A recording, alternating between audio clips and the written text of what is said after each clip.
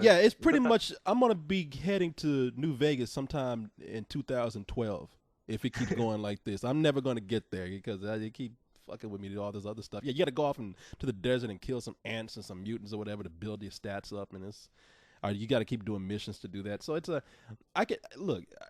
I can see all that stuff being kind of fun. I mean, I was having fun doing these missions. It kept me busy. Yeah, granted, I probably won't finish the game for a while, and that's fine with me. I mean, it's be one of those games that I will pull off the shelf every now and then and just keep trying to play until I can actually beat it. You know, I have a lapse and like I ever have free time these days, so I guess that game ain't never getting solved. But it's it would be it would be a nice game if I could just play the goddamn thing. That's all I'm saying. And I just want to, we've given enough background on the game to say that it has the potential. It's not, the way the game is going now, I mean, it's such a long game that I don't know if I want to pay full price for it, but I wouldn't mind buying it at a bargain. That was my next question. You know, is it worth it? Because Fallout 3, worth it and then some. But this, you know, we were talking about, well, is it going to be, you know, worth DLC prices or is it going to be worth full price? So you're saying like somewhere in between? Yeah, somewhere in between because, and I don't know how these other guys feel, but I myself, when I'm playing the game, I'm having fun, but I'm not driving. Like I was talking about with Red Dead Redemption Undead Nightmare. It's like some days where I come in, I'm like, shit, I can't wait to play this game. I mean, that game, Yeah. you know, I'm lighting up my PS3 and smoking it like crack. I want to play that game so much. And this game right here, it's like, oh, while I'm playing it, it's okay, but I'm not thinking about it when I'm not playing it. In fact, when I'm thinking about it, I'm kind of getting tired because I'm thinking like, well, shit, I got to do all this stuff before I can get to this other level here. And so, yeah, I mean, I think if you can get the game for about $40 or something like that, that's fine. I mean, the full $60-something, unless you are hardcore. I've heard hardcore Fallout fans say how much they love this game, and some people haven't had problems with it. But there's been enough people having problems with this game. And well, before I go into this whole discussion about the game being all buggy and crashing, what would you guys give the game yourselves? Well, I despise it. I really do. I hate this fucking game with all my heart, you know. And it's such a shame because I love Fallout 3 so much, but man, just bin it. No bargain bin it, you know.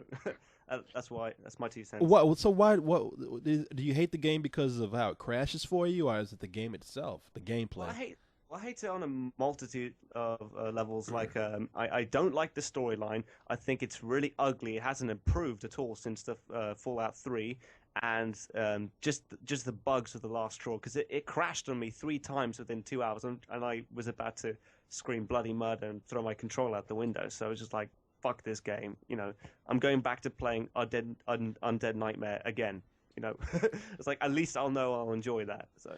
Yeah, and you know, in the battle in the game too, the combat, I like it, but I'm not crazy about it. Like when you fight in the game, you use a system called VATS where you can like make people freeze and you choose a certain body part to take out, or you can just fight regular way and just kind of shoot and hope that you hit something. But in fact, that's the only thing they've improved. They've just given you iron sights and that's it. Because you couldn't do that in Fallout 3, and this one you can. It was like, that's it? Really? Yeah, they giving you like a little targeting sight and all that. Yeah, it's that's the only thing they've improved on. Yeah, and even the combat, I wasn't crazy about. It was fun, but I felt that could have used a little bit of polish, and they haven't improved on that too much. Oh, So, you guys are such crybabies. I actually really like the. I got it on the PC, so I did pay $10 less for it, and I have had no bugs. So my vote's for the PC version over the PlayStation 3 version. You guys should have learned from the orange box with the ports that PS3 versions don't always turn out so well. But on the Orange PC, box works fine with me, mate. So, well, originally when it came out, it was a nightmare, and yeah. So anyway, great. I just think it's great. It's easily worth the money. I've spent tons of hours in it. But look, I come at it from the fact that I really enjoyed Fallout 3. So, you know, Fallout New Vegas for me works because it's more of that. I mean, yeah, I agree with you guys. Probably could have been an expansion pack rather than the full game. Maybe it could have been a lower price, but there's a lot of content in here. There's a lot of missions. It's a pretty full-featured game. I mean, I'm still going strong with it. I'll probably sink in at least another 20 hours. So for me, you know, full price. yeah, we'll cry babies. Yeah, you okay with the game because you can fucking play it. Right. yeah, I'm cheeky mean- bugger. Yeah. up for the PC version, Windows, anyway. You were that fucking king sitting up there in your castle eating steak, and meanwhile Nick and I like peasants out here just trying to get some clean water. You know, we don't have the luxury of being able to play this game like you do. And it's, yeah, of course we're gonna complain. I mean, I might feel better. Call me a crybaby, but I'm gonna cry all I want to about a game that does not work. And that's my problem with them I will releasing get this you some tissue. Throw me a fucking piece of meat or something, man. Let me.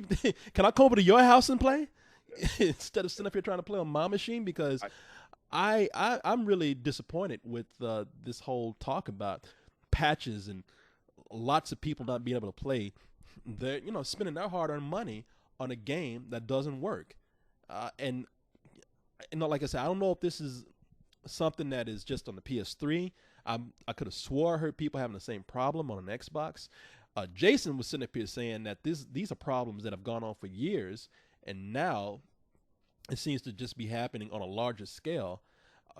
Kevin, I don't know what kind of insight you may have on this, being that you're looking, you got your nose turned up to us, who can't do it. Bethesda has always had bug problems with their games, but their games are very ambitious. I mean, granted, Rockstar does it, and they probably do a better job of this open world stuff, but it's not an easy thing to do. And Bethesda's games are, really large, and they should probably make sure they work before they release them due to all these problems. I completely agree with that.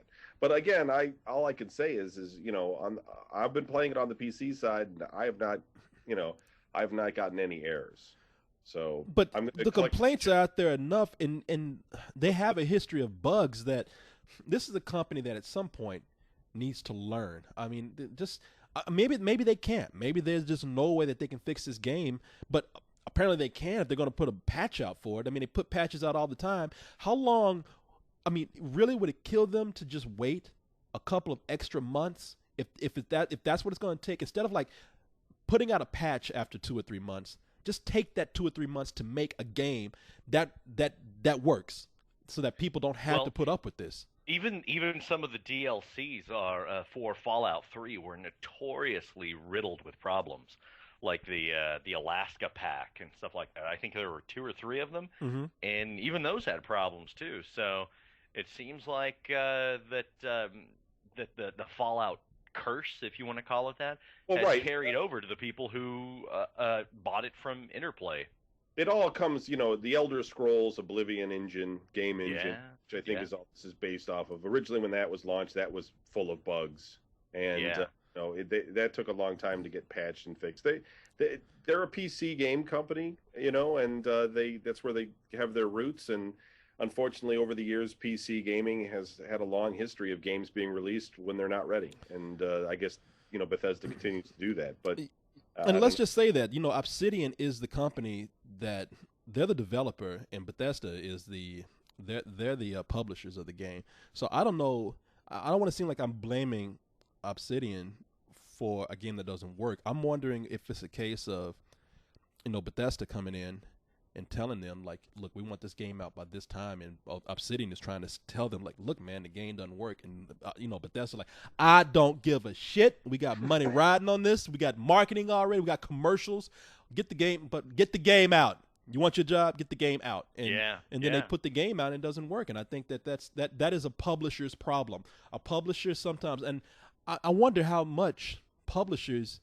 And you tell me, because I don't know. I will tell you right now, I don't know. I wonder how much publishers even have an idea of what kind of development goes into these games, I mean, they know, but the thing is that they set up a time limit from the very beginning, likely, that says, this is how, we want this done, say, in 2 years. This is your budget to get it done. It's kind of like making a movie in a way. And then somebody comes in and says, well, we're over budget, and we're gonna take another 6 months to get it out, and you're in business, and so at some point you're like, well, look, we got to get this thing out, get it done. And I agree, though, that for their own audience sake, they should be cleaning up the bugs and making it happen, but they don't. Well, here's the thing: read about the games, and if you read that it's released buggy, don't buy it, because that's the only way they're going to understand. Otherwise, all of the publishers and developers are going to keep doing it. Yeah, and that's what I was going to say. How can consumers like actually prevent this from happening to them? I mean, because it doesn't just happen with something like Fallout. I mean, this kind of development is probably most notorious with games that really do have a deadline on them when they have to coincide with something else, and that happens a lot with games that are adapted from movies. One of the most notorious examples of that is The Matrix. Yeah. When it was when the Matrix sequel came out, and they did a massive campaigning blitz for this game where they had Jada Pinkett and some other dude come out and do a special on MTV about the game. Yeah, I remember that. Yeah, you had all these people doing stories about the game. They were always releasing, a big ass commercial for it, doing articles about it. And when the game came out, some people couldn't even continue the game because there was a door that they couldn't go through or something like that. Seriously, yeah. I never rushed got it out. this. I love this game. I had a great time playing it. You know? Well, I don't know. Maybe they changed it by the time it got to you Brits or something. But No, it came out at the same time. I mean, like I got it for the PC. I didn't get it for the PlayStation. If it was out on the PlayStation. I thought it was going to be that magic console again, that everything just works and there's free content and rainbows. And we're making fun of Nick. Have you guys gotten to the unicorn in New Vegas yet? We're making fun of Nick because Nick was telling us in Red Dead Redemption that there can be a unicorn found that that farts butterflies and shits out rainbows. There is. Christ. And People prove me right, please. We just think that Nick has the magic console where everything works. You can either have the PC where everything works, or you can have the magic console with the gay unicorn that plays everything right. But you said you played yours on a PC. Yeah, I played mine on the PC, and it worked fine with me. I mean, I don't know, man. Go ahead. Yeah, maybe things just work better on a PC. I don't know. I mean, we always disregard the PC now because, as Jason said, PCs are been known to be very buggy themselves, and a lot of people just do more console gaming these days. But I don't know, man. I really do think that. Wait, it did come out in what 2002? When was this Matrix sequel? 2003, 2002. About that time, yeah. No, it was around 01 or 02, something like that. And it killed the game.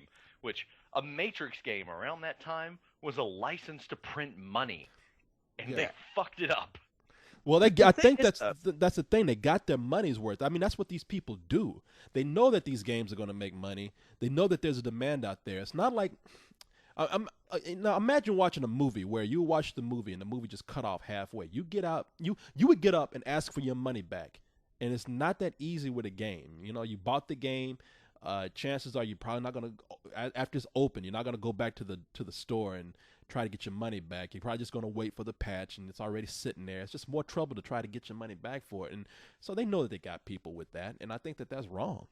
Yeah, I think that it is you're absolutely right, and I think people need to vote with their dollars, and I think in some ways they have, because like Jason was saying, PC gaming has kind of died, and I think one of the reasons, I mean, it's not dead by any measure, but you go into like a GameStop or something, and the wall that has PC games is basically like a shelf now.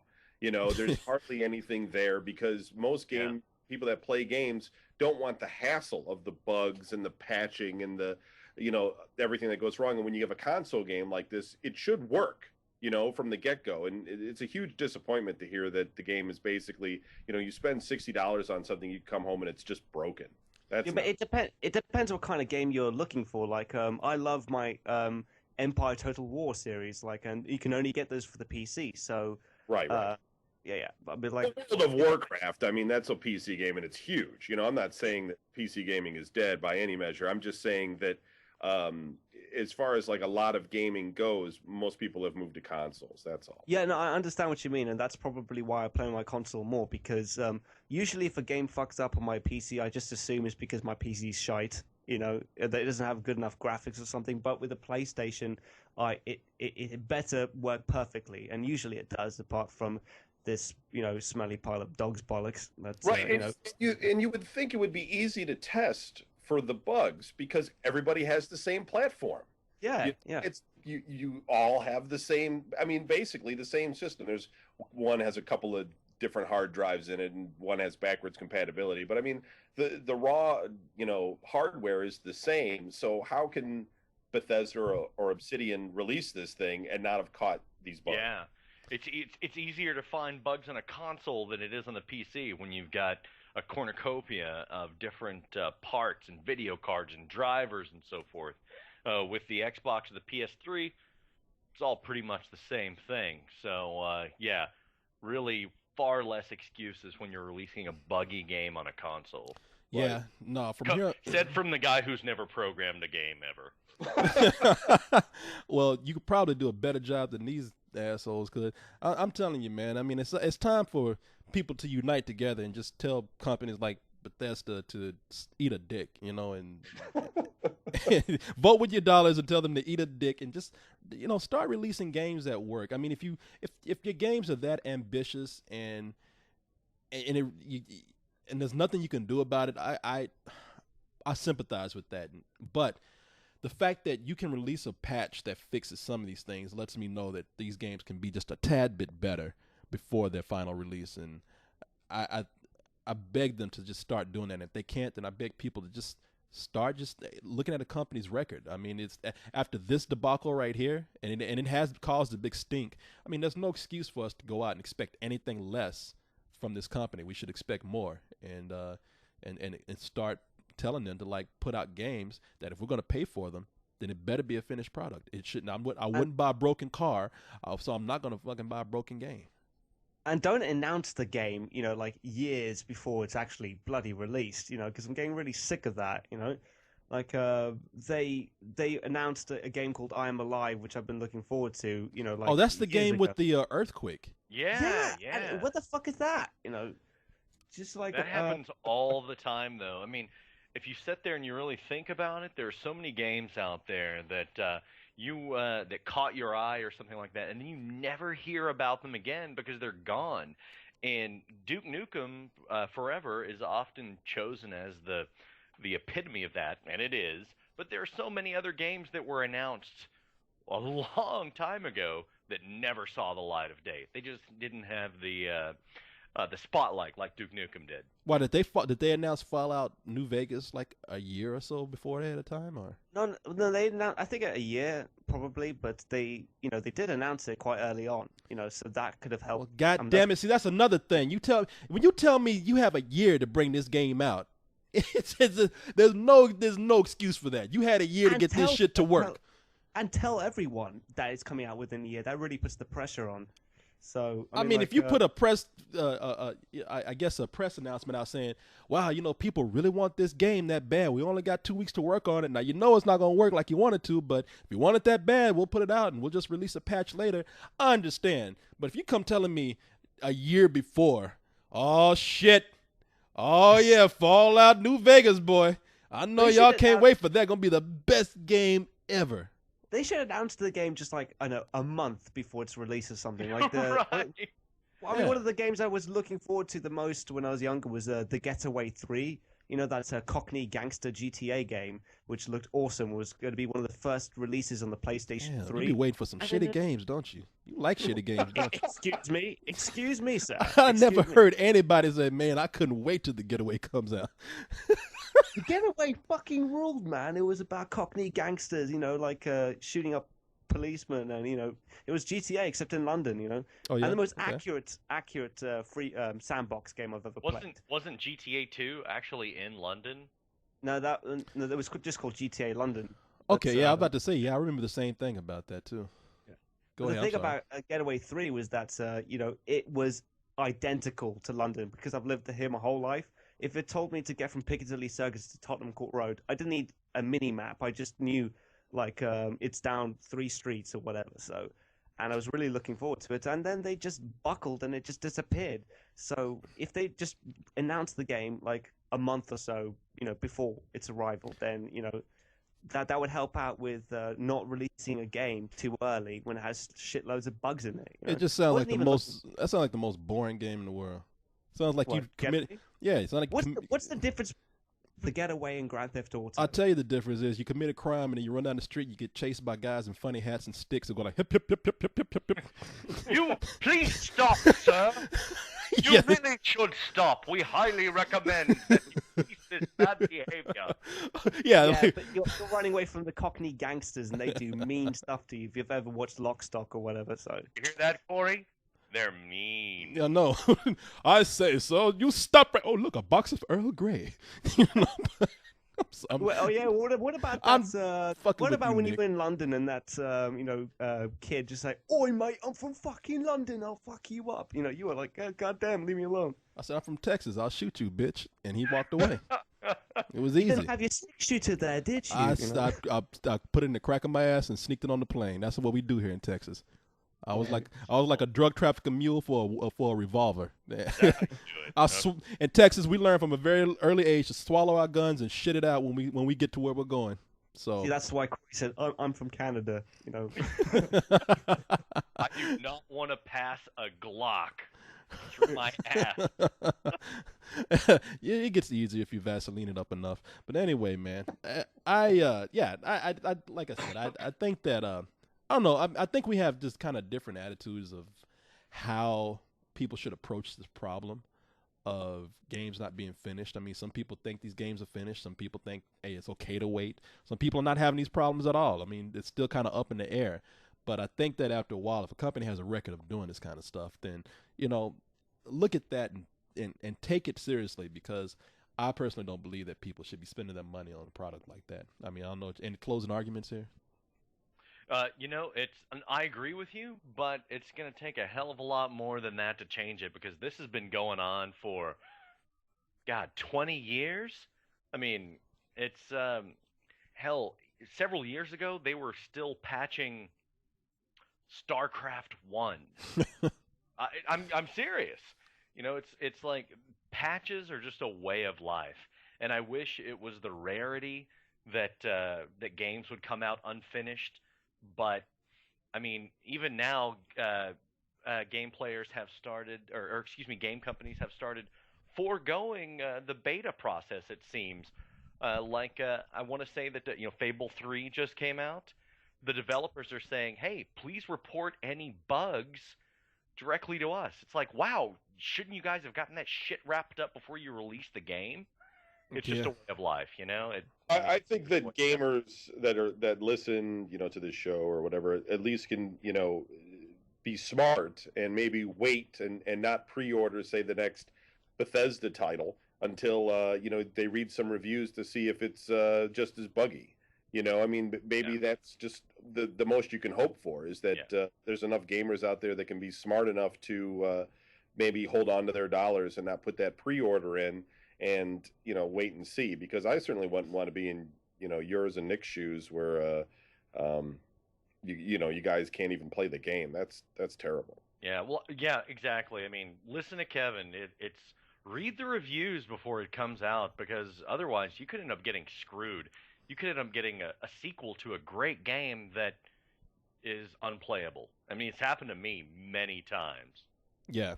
Nick, you got anything you want to close out with? No, I've said all that needs to be said. Nick Fuck this game. How about that as a closing? And with that said, Nick, we'll go ahead and let old Kevin go back to his throne in his tower and play his perfect copy of Fallout New You got your Vegas. Red Dead Redemption. You're all right. Yeah, that's true. Yeah, little peasants like us, we take what we can get. All right, y'all. We'll see you later. I am. Good night. War. War never changes.